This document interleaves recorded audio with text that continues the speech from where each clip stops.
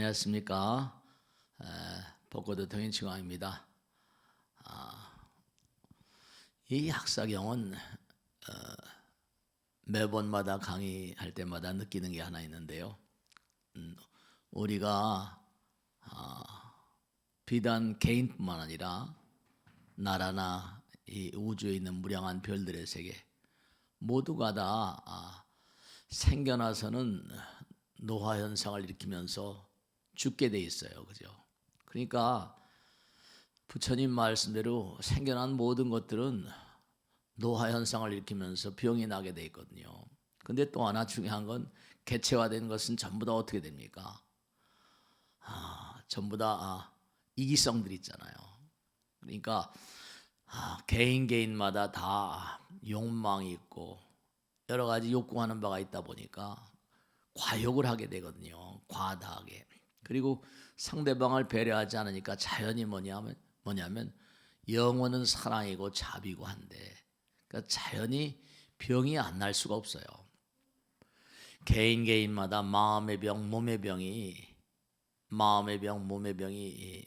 뭔가 떠날 수가 없고, 또 아주 중요한 건 뭐냐면 그런 개인들이 모여 있는 그런 나라 혹은 또 지구 다 이게 고장이 날 수밖에 없어요.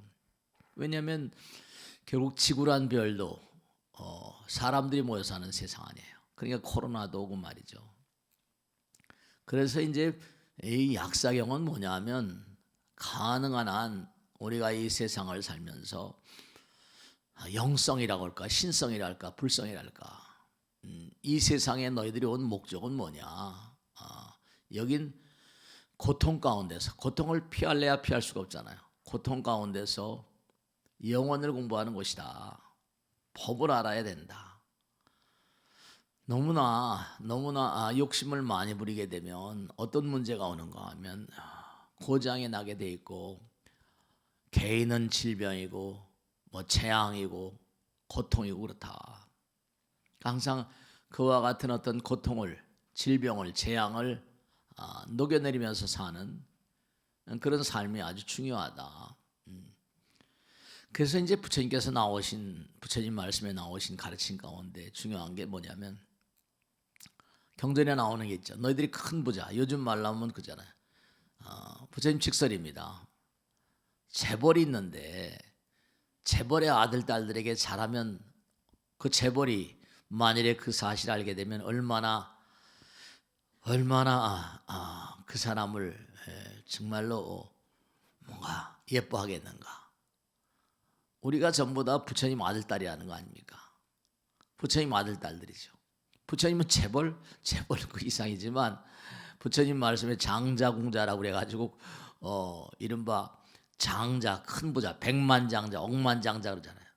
큰 부자들, 그죠? 네, 백만장자의 아들 이런 얘기잖아요, 그죠? 그러니까 큰 부잣집에 아들, 딸들이 뭔가 어려움에 처했을 때 그 어려움에 처있는 아들, 딸들을 잘 보살펴주면 그 아버지가 얼마나 그 사람을 사랑하겠는가. 우리가 이 세상을 사는데도 만나는 모든 사람들을 부처님의 아들, 딸 그러잖아요. 그러니까 서로가 서로를 사랑하라 이런 말은 뭐냐면 그게 다 부처님의 복을 받는다 이런 말씀입니다. 근데 사람들은 그 사실을 몰라요. 그저 자기만 잘났다 그러고 주변의 모든 사람들이 나의 복의 받칩니다. 정말로 그러합니다. 물건을 하나 팔더라도 정말로 의미로운 물건을 판다든지 말 한마디, 생각 하나, 행동 하나. 근데 사람들은 그 사실을 까맣게 잊어버리고 살고 있어요.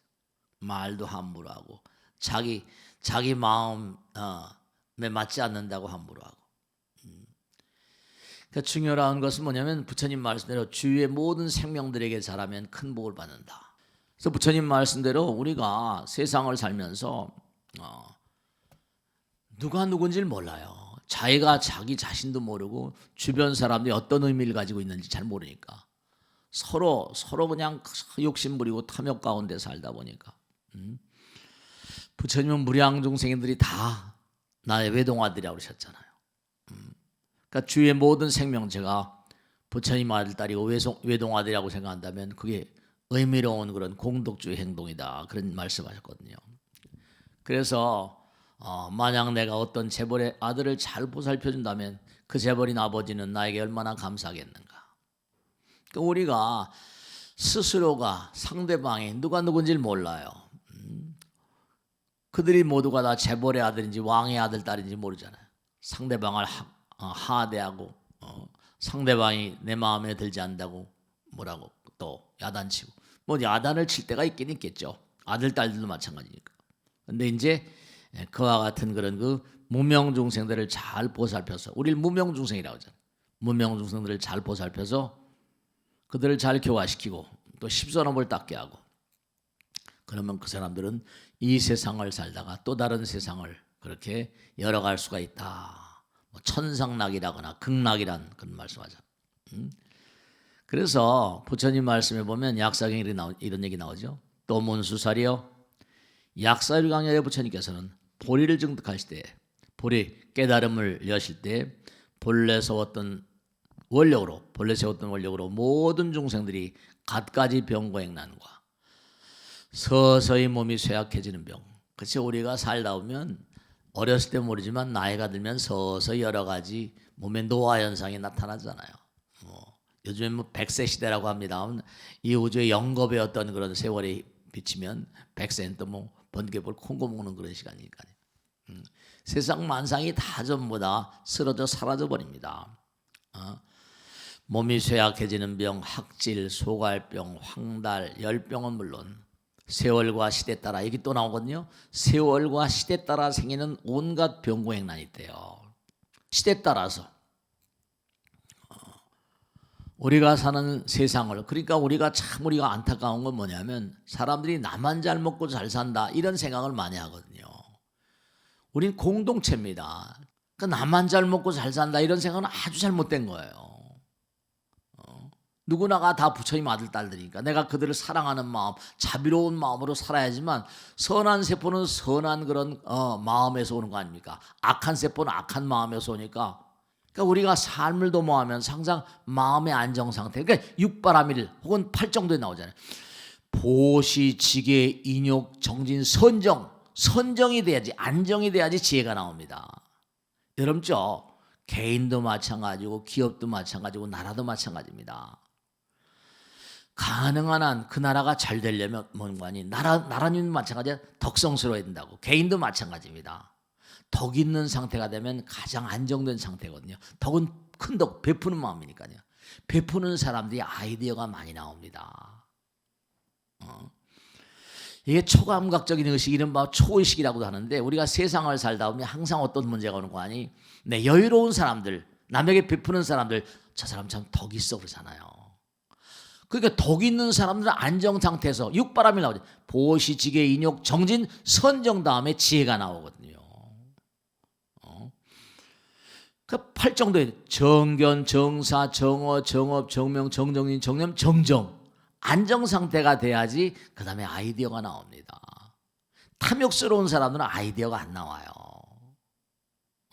나무대비관세, 원하조득 선방편. 그러니까 우리가 왜 빨리빨리 노화 현상이 일어나는 거 아니? 노화 현상은 달래서 일어나는 게 아니라 자꾸만 끌어들려고 하니까 아등바등 되니까. 여유롭게 살면. 그러니까 무병장수하는 분들은 대체로 어떤 분들이에요? 네, 노블 게스, 이른바 베풀고 펼치는 사람들입니다. 이 화학의 케미스트리에서 나온 얘기나 부처님 말씀이나 맥락이 같아요. 왜냐, 색즉시공이니까. 그러니까 우리가 세상을 살면서 여러 가지 질병들이 이게 세월과 시대 따라 생깁니다. 왜냐, 세월이 이게 점점 사람이 탐욕스러운 마음들이 많으니까 이게 코로나도 오고 말이야, 난리가 치는 거거든요. 앞으로 또 뭐가 올지 몰라요. 부처님 말씀대로 세월 따라서 시대 따라서 생기는 온갖 병고행난의 소멸. 부처님 약사경의 핵심은 이겁니다.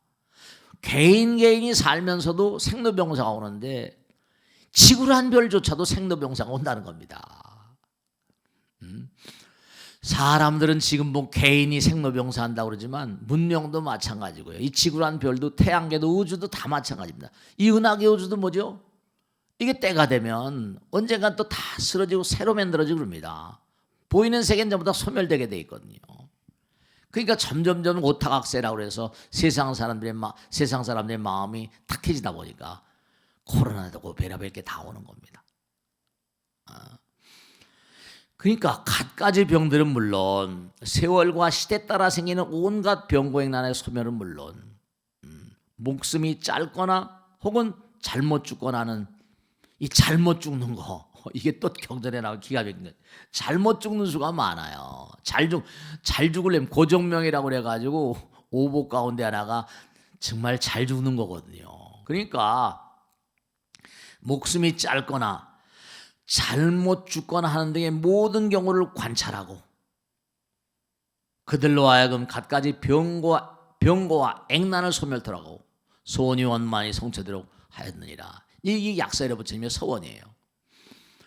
그러니까 우리가 세상을 살면서 개인적인 질병도 뭐냐, 이게 원리가 있습니다. 우리는 어쨌든 태어나서 백년 안팎을 살잖아요. 제명을 누리다가 이제 편안히 이렇게 재가 되는 것처럼 갈 텐데 뭔가 이런 게 있거든요. 목숨은 아직 남아있어요. 건강해요. 근데 뭐라? 먹을 음식이 공덕이 짧으면 일찍 단명합니다. 경전에 다 나오는 거거든요. 그 사람이 아직 목숨은 건강합니다. 몸은 건강한데 먹을 양식이 인데 다 했습니다. 그럼 여전합니다. 그 사람 왜 그렇게 단명하는가? 전생에 지은 이른바 수명을 건사할 수 있을 만한 이른바 음식을 공덕을 제대로 못 진 겁니다. 여러분들 그러니까 많은 사람들에게 공덕을 열심히 지어야 돼요. 그러니까 법당에도 쌀 보통에 올려놓고 집에서 먹던 쌀 같은 거 비닐로에서 담아오고 또 뭐 어떤 분들은 한 포대 사오기도 하고 막 그러잖아요. 많은 사람들 먹이는 게 이게 참 큰 공덕됩니다. 여러분 이걸 하셔야 됩니다. 그러니까 우리가 세상 사람들, 우리 주변 사람들, 주위 사람들에게 뭔가 헌신하고 봉사할 그런 가치가 1000,000%입니다. 근데 우리는 그걸 잘 몰라요. 자기만 잘 먹고 잘 사는 게 아니라 가끔 가다 보면 우리나라도 무슨 뭐 연말이 되면 뭐 기부문안에서 많이 얘기가 나오는데, 그렇죠. 그 사람들 많은 사람을 돕는 게 어떤 공덕이 되는지 나름대로 생각하신 분들이죠. 우리도 그런 게 참 필요해요. 자리릿하니까 둘이 아니고 하나이니까. 로켓 쏘아 올려가서 보면 지구 80억이 한 별에 살고 있잖아요. 그러니까 우리가 세상을 산다니 이렇게 약사경 공부를 하는 것도, 이렇게 법고대통을 열심히 공부하는 것도 뭐냐면 우리 몸이라는 게 전부 다 사실은 법 따라 생겨났거든요. 법 따라. 그러니까 이 우주의 법, 부처님 나라의 법을 제대로 지키지 않는 거예요. 왜냐하면 서로 하나인데, 중요한 건 부처님 말씀대로 나와 남이 둘이 아니고 하나니까 내가 남을 돕는 마음으로 살면, 여러분 외로움이라는 게 뭐고 고독이라는 게 뭔지 아십니까? 외로움이라는 것, 외로움은 뭔가 아니 그냥 주변에 사람 없으니까 쓸쓸하고 슬프고 이런 거죠. 고독이라는 건 외로움을 이기고는, 그렇죠? 자꾸만 내려놓으면 내려올수록 어떻게 됩니까? 외로운 건 뭔가 내가 혼자밖에 없으니까 슬프고 쓸쓸하고 그렇다 생각하죠. 고독이라는 건요, 자꾸만 내려놓으니까 나의 마음의 광장이 넓어집니다. 나의 뜰하게 넓어져요. 참선하는 것도 마찬가지죠. 자꾸만 내려놓습니다. 이 벚꽃대통을 열심히 본다고 생각해보세요. 내가 남에게 베풀고 펼쳐야 되겠구나. 남에게 베풀고 펼치는 마음이 되면 어때요? 내 마음의 뜰하게 넓어지고 내 마음의 광야가 생겨잖아요. 넓은 세계, 그릇이 넓어집니다. 고독이라는 것은, 고독과 외로움은 전혀 다른 단어예요. 고독이라는 것은 내 마음의 뜰하게 넓어지면서 내 마음 가운데 부처님 나라가 형성되고, 저절로 경탄, 너르디 넓은 등산 같은 거 해보세요. 꼭대기에 딱 섰을 때 탁 터져 있는 세계를 보면 경탄, 환희로움의 경탄이 열리는 세계. 그 스님들이 깊은 산중에 들어가서 이목고 참선하면서 그냥 계속 정진하면 내 마음의 뜰하기 넓어지죠. 그 스님이 깊은 산중에 들어가서 혼자 끓여 먹고 하는데 어떻게 생각하세요? 저도 여러 해 그렇게 살았습니다만 고독함, 그 스님들에게는 뭐라 외로움이라는 게 없어요. 그러니까 우리가 자꾸만 참선하면서 기도하면서 내려놓으면 내 마음의 뜰하기 넓어지고 그릇이 넓어지니까 부처님께서 그 자리에 오시거든요. 이런 마음을 자꾸만 남을 위해 써버리면요, 내 마음의 뜰하기 넓어져요. 그런 걸 고독이라고 부릅니다. 고독과 외로움은 전혀 다른 단어예요. 그러니까 내가 자꾸만 뭔가하니 남에게 베풀고 펼칠수록 내 마음은 광활해져요. 찬탄의 마음이 되고 경탄의 마음이 되고, 네, 그런 마음이 되어버립니다. 그러니까 오늘 드린 말씀대로 우리가 세상을 살다 보면 각양각색의 질병은 왜일까? 이건 이 우주의 진리를 어그러뜨려서 그래요. 우린 분명히 수명이 정해져서 나옵니다. 100년 안팎이잖아요. 그 떠나갈 때 뭔가 아니 유쾌하게 떠나갈 수 있는 사람들은 어떤 사람일까요? 아, 내가 전생에 없다라서 이 세상에 와서 좀 더 사랑하는 마음과 펼치고 베푸는 마음으로 내가 살아간다. 그럼 내 마음의 뜰학이 넓어지죠. 그러니까 중요로운 것은 뭐냐면 여러분들이 확실히 생각해 보세요. 내 마음의 뜰학이 넓어지면, 내 마음이 넓어지면 어때요? 모든 게 가기가 수월하잖아요. 혈액도 뭔가 흘러가기가 수월하고 모든 게 다 흘러가기가 수월합니다. 그러니까 무병장수할 수 있죠. 그러니까 우리가 세상을 살면서 질병이라고 하는 건 바로 뭐라? 몸의 고장이고 마음의 고장입니다. 마음은 뭐라? 내가 남에게 자꾸만 베풀고 펼치게 되면 열리게 됩니다. 열리게 돼요. 그러니까 마음이 툭 트인 사람들은 몸도 마음도 건강하고, 그런 사람들이 사는 나라, 그렇죠. 그런 사람들이 사는 나라들은 훨씬 평안하고 안락하고 범죄도 덜하고 말씀이죠. 그런 사람이 모여서 사는 나라를 천당극락이라고 한들 뭐가 잘못됐겠어요? 그렇게 되는 거거든요. 그러니까 우리가 법이라는 건 영원하고 진리는 영원하잖아요.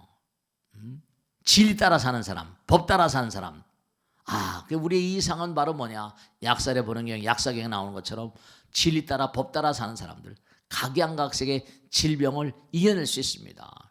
그러니까 우리가 병고행난에서 오는 고통, 그 고통이라 하더라도 뭔가 아니 아까 말씀했죠.